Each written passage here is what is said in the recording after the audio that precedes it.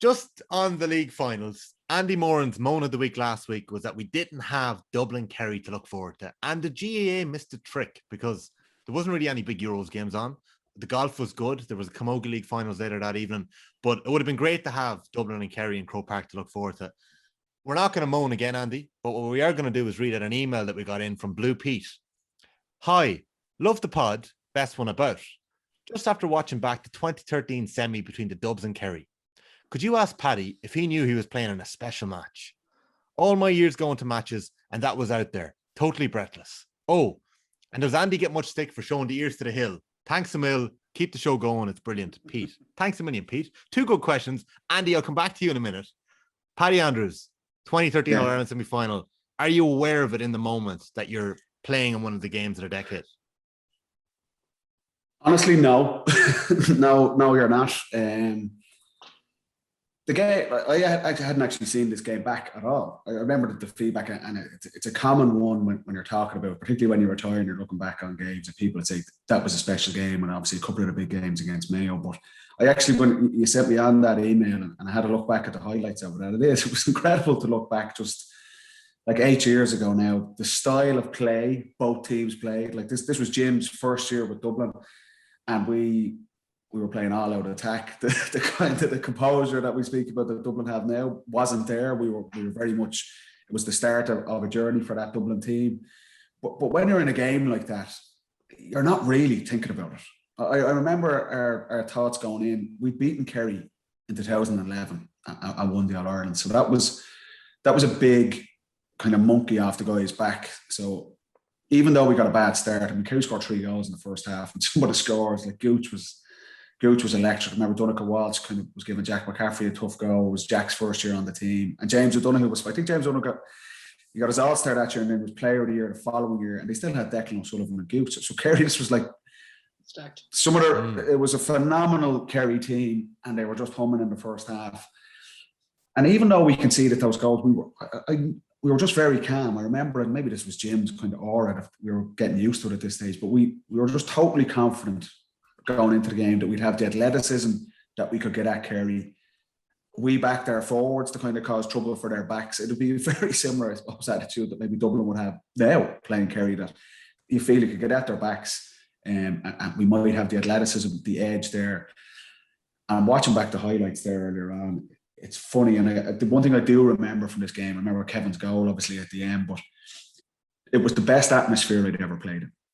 And even now, the 7 or 8 years after that, when McMenamum scores that goal, I'd never felt Croke Park like that before. It was like absolutely, the ground was shaking. It was unbelievable. And even I was watching it back, it was goosebumps looking at Kev's goal. And I remember at the time, I was absolutely wrecked. I was playing out around the half forward line, so I don't know what I was doing out there for the second half. But I was knackered, and Declan O'Sullivan gets the ball kind of on top of the D on his left foot. I think it's 69 minutes, and that's put Kerry ahead. And I remember, I assumed he'd scored it, as did everyone. So he just doesn't miss from there for whatever reason. He just pulled it. Raises the post. No, it's very close. He misses it on the near side, but when he kicks it, you think it's over. Kerry thought it was over. Everyone thought it was over. He misses it, and we kind of breathe because that would have put them ahead. Cluxton takes the kick out, and Macaulay gets the touch from that play. And can I pause? That was it. That was the. Can I pause you right there? That kick out. So Declan O'Sullivan misses that chance to put Kerry 1 point up, as you've said. Cluxton, it's not a pinpoint kick out. It's nearly a raffle. And in that moment, whoever wins that ball is winning that match. Yeah. And I think it's Mark O'Shea slightly overcommits. And I don't know whether he would have done that if O'Sullivan's point had gone over the bar. He might have gone, let's just see where this break goes. But O'Shea overcommits, and Macaulay just gets the paw in it. Now, can you confirm once and for all? Because I've asked Kevin McMenamin this a few times. Did he mean it? No. Do you think he meant it? No, dear. I don't think so. We've had it with Kev as well. I don't care as it went in. I'll tell you exactly. I was over the far sideline. It was marked on Tomas O'Shea at the time. And Macaulay got the touch. And Kev was in. I think Dean Rock was running with him, and O'Gara was running with him. And I was roaring at the top of my voice, kick it over the bar. Just take the point. Because it was that, the game was so, it was nip and tuck for the entire day. And the clock was going into the red, and was just, please just kick this ball over the bar. But I was never happy when it went into the net. And like I say, when that ball went in, I'll never forget that feeling. That was probably the one moment where like we were quite good. And Andy, you'll notice when you're playing the game, the crowd doesn't really have an impact, whether there's 30,000 there or Croker's full. You kind of just get used to blocking it out. But when that ball went in, it was an incredible moment.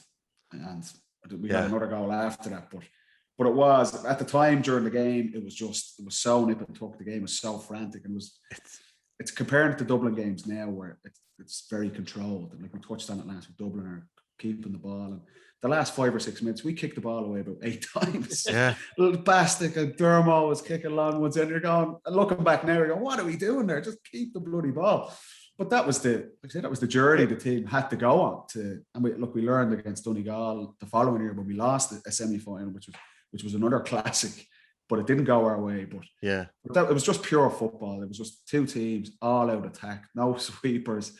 It was a Kerry team, you know, pride. They had some amazing players. Gooch was at his peak, and he was just a joy to kind of watch. And then Dublin, our style of play under Jim was like, the first year was like Harlem Globetrotters. Just everyone attacked from everywhere. It was a beautiful time in Gaelic football because you'd had Tyrone 08, Kerry 9, Cork 10, Dublin 11, Donegal 12. Like you had 5 All-Ireland winners, and they were all still competitive. Like I actually watched back a bit of Tyrone Mayo as well earlier on today, Andy, just because we were going to be talking about this. And it was nearly like you had Tomas O'Shea on the pitch and you had Jack McCaffrey, 2 iconic wing backs. They were just meeting there. It was Tomas's last year and it was Jack's first year. You kind of had you'd Stephen O'Neill playing in your game, and Ciarán O'Connor was asserting himself. You know, there was nearly like 2 generations were mixing in around 2013 where it was probably peak Kerry or just beyond their peak, and Dublin just hadn't hit their peak yet in that game as well. Everyone, if you're listening in, go watch back that 20-minute highlights package and just look at Jim Gavin's face in the 69th minute when Kevin McMiniman's goal goes in. The whole stadium is like in absolute uproar, like whether you're in despair or elation, and Jim's just sitting there. It's like it's part of the plan. Remarkable. Andy, were you in the stadium that day? You guys had obviously qualified for the All-Ireland final the previous week. No, I was at home. I'll never forget it. It was an amazing game. We obviously beat the Dubs in 12. So it wasn't one of those ones where you were like, Joe, sometimes you're wishing for a team. Like, we didn't really know which one would have been best to watch. But I remember watching the Gooch's performance in the first. And it is worth looking at, though. Paddy kind of alluded to some of the forward play, lads, that day was just like when Gooch steps back out into the pocket. Like I remember trying to practice this for about 6 months after I was nearly dislocated. He steps back into the pocket. It's just, he does it 2 or 3 times in the first half. And it's sensational football. Like, and it's a pity because that was Gooch at centre forward. I think he did his cruciate the following February. The following St. Paddy's Day, or following February. And that's it. Like, so it's an awful pity we didn't get him there again for a while. But he was amazing. The battle with Brogan and Mark O'Shea. Joe, you mentioned Declan Sullivan, McMenamin, the impact he had. Around that time, Macaulay was sensational. Like, I remember seeing Macaulay. He came down and played us in an opening of a pitch in Hollymount, right? And he was doing this basketball stuff, and we were looking at him thinking, this book is mad, like, you know. But in the space of about 18 months, 24 months, Paddy, he was just... He's a freak. I'll tell you a great game. Watch Macaulay. The 2012 game. We had Dublin. You wouldn't say we'd been hammered at halftime, but we were well ahead at halftime. Macaulay in the second half, lads, is literally sensational.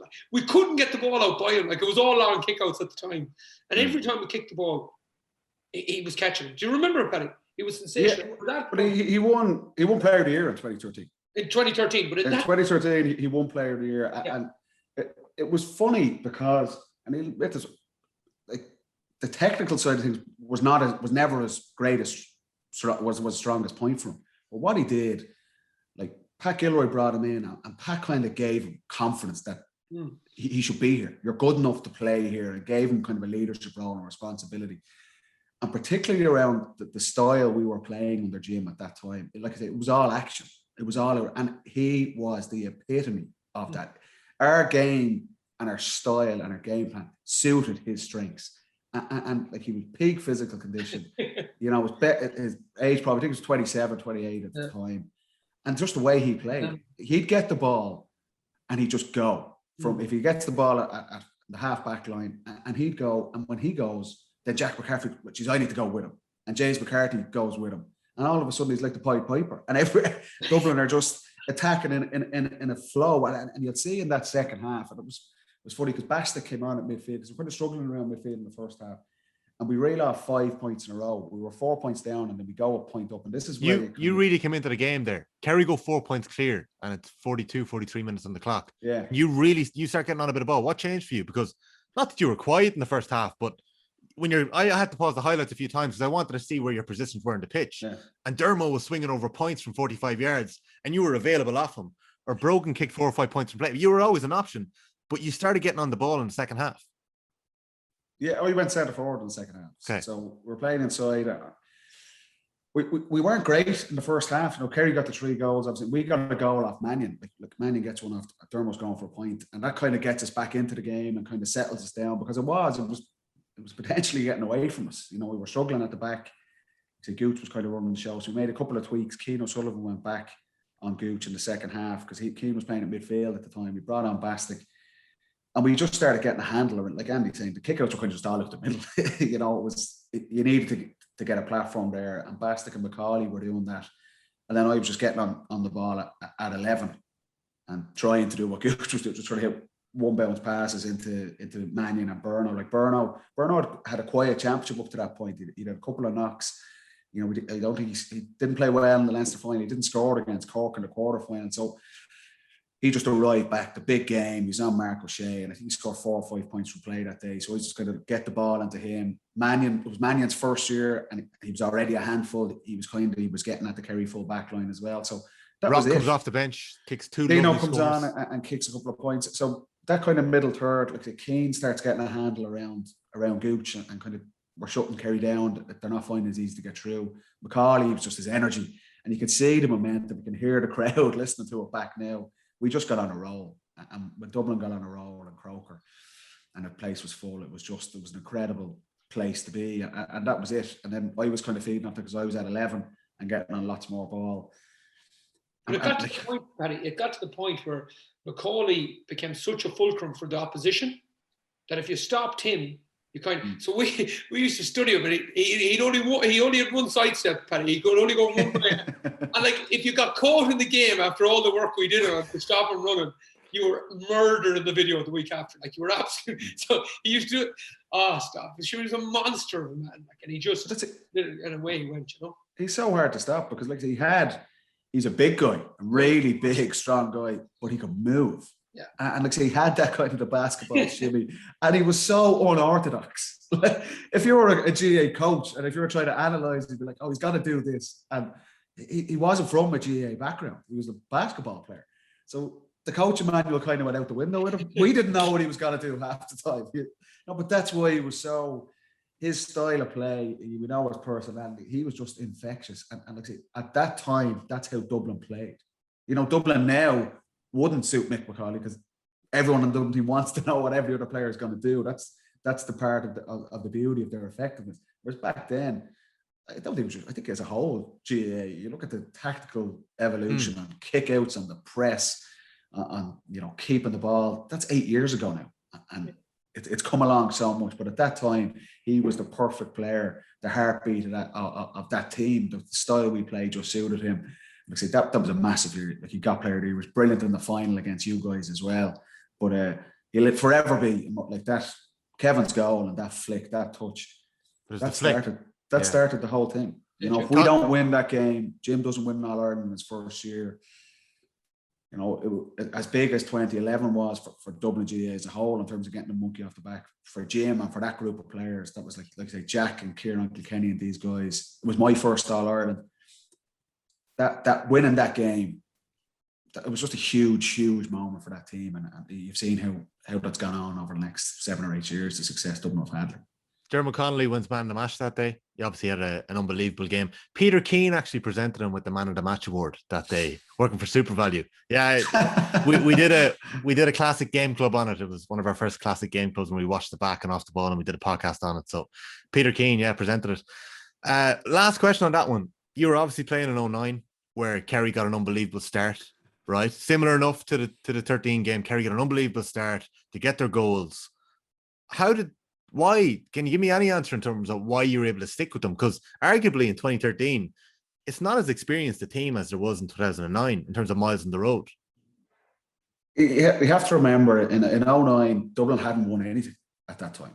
That was Pat's first year, so there wasn't an All-Ireland there. We played Tyrone the year before in the quarter-final under Pillar Caffrey, and we lost by 15 points. We were hammered. We never even got near an All-Ireland final. So it was a very different... We're talking about coaches last week and the evolution teams go on. It takes those kind of hard defeats. We just weren't ready at that time. Whatever about Kerry in 13. 2009 was peak Kerry. Ty Kennelly was playing. Yes. Galvin, Gooch. Yeah. Darragh O'Shea was still there. That was arguably one of the best teams you'll ever see. And Dublin, we just weren't ready. Yeah. Mentally, we thought we were going to win that game. Kerry had struggled in the qualifiers. The culture of the team, we hadn't done the hard yards. We hadn't kind of earned our stripes. Whereas the win in 2011 gave a lot of those guys like Cluxton, Fitzsimons, Brogan, Flynn, Connolly, all of those guys had beaten Kerry in 11. So when Kerry got the start, they scored 3 goals in the first 20 minutes, and you're thinking we could be under pressure here. There wasn't that sense of panic, and there wasn't that sense of fear. And Jim's own nature as well. It was just, we'll be all right here. We made a couple of changes, and once we started to get the momentum, but we'd done the hard yards. We'd won tough games before. We'd beaten Kerry before. So it was just a natural belief at that time. Whereas 4 years earlier, we hadn't passed any hard tests. Yeah. We hadn't proven ourselves. And there was probably a bit of doubt in ourselves. There definitely was. The Kerry got the lead and we were thinking we're not good enough to get this back. Whereas 2013, a lot of guys had won an All-Ireland title. We'd beaten them before. Jim kind of gave you that confidence. Was it calm at half time in 2013? It was always calm. Every game, we were winning, losing, whatever. Even Donegal the following year, we'd say, okay, what's the problems here? O'Donoghue's caused us a bit of trouble. We brought on Philly McMahon. We're struggling around the middle. Someone needs to get a hold of Gooch. Those are the changes, and then just go out. That was it. It was as calm as that. It was like, what's the problem? Identify it and change it. In fairness, that was always the way. 17 minutes in, he pulled off Kevin O'Brien and brought in Philly. And Philly had an unbelievable influence in that game. And I think Cooper moved around, and you mentioned Keane himself one back as well. Andy, on the other side, Mayo had an unbelievable win against Donegal in the quarterfinals. You went into the game against Tyrone, and that was an attritional game. Kieran O'Connor went off injured. Tom Kniff met Peter Hart in one of the most brutish shoulders. Hodge and Raj, they were calling that shoulder. Yeah, but just a shuddering shoulder. The two boys were flattened. Stephen O'Neill went off injured that day. Mayo couldn't score in the first half. I don't know if you remember it, but there were shots all over. Chris Barrett was your top scorer in the first half. Yeah. And in the second half, you came out and you got the run on them a couple of points after half time. How were ye motoring in 2013? We were quite good. There was only one aim, really. Do you know what I'm saying? After 12, we had a really quick rise. We got bet by Sligo, Longford, nearly got bet by London. Then all of a sudden bet the All-Ireland champions, and then we thought, we're close here. Do you know what I'm saying? We bet the All-Ireland champions in he hammered them in 11, yeah. And then all of a sudden, okay, we said we could compete, so we went to 12. So when Donegal bet us, it wasn't fatal by any manner of means. We just thought, oh, geez, we've arrived here. Do you know what I'm saying? We're ready to rock. So, yeah. So we went into 13 with great confidence, if I'm being honest, more so than that. And obviously, Killian goes off. No big panic. Alan Freeman takes over the freeze. And we kind of always used to find a solution. The final then against Dublin, Paddy's right. That first 20 minutes was the most insane game before. The two teams going in at half time were out on their feet. There was no running in, there was no back. Everyone was on, because Paddy said it. It was all out insanity. It was just, it was breakneck speed, and we'd done quite well. And it just finished up that Dublin just churned us away. We didn't recognise that Rory Carroll had a head injury, which we could have. It could have been a bit smarter. Owen O'Gara come on, just destructed everything. Look at Andrew's laughing over it. He tore his hamstring. And no one realised. Ripped around 8 fellas' heads off. He's monster. O'Gara did. Oh yeah. O'Gara tore his hamstring for the last 15 minutes, and Mayo were still marking him. I think Keith was marking him, and it was like they didn't realise he couldn't run. Yeah. And we were like, we'd used all our subs, so we couldn't bring anyone on. So Rory O'Carroll was under serious pressure. Jesus, you look at it today, the head injury protocols and stuff like that. Yeah. But Rory was under pressure at the time. I don't think we even realised. O'Gara's hamstring was gone, and Mayo were still marking him. We were like, Jesus, they could just leave him. He could hardly move. And that game, that was just a brutal game. And that was really, as much as Mayo beating Dublin in 12 was a big moment for Mayo, and you guys getting to the All-Ireland final. I think that game, the 13th final, was the start of what would become that rivalry over the next number of years. That set the template. Every single game was the same. It was just mental. It was flat to the mat. It was physical. You were just going to be hanging together by the end of the game. And it was funny because both teams, I feel at that time, looking back and now that you say it was the start really of both those teams. During Mayo, you probably had a year ahead of us. We get to the final in 12, Andy. But Dublin and you guys, you could kind of see that we were going to take over from, because prior to that, Kerry and Tyrone had been the two dominant teams, and they were kind of coming to the end of their cycle. And it was now James Horan's Mayo and Jim Gavin's Dublin that were going to start.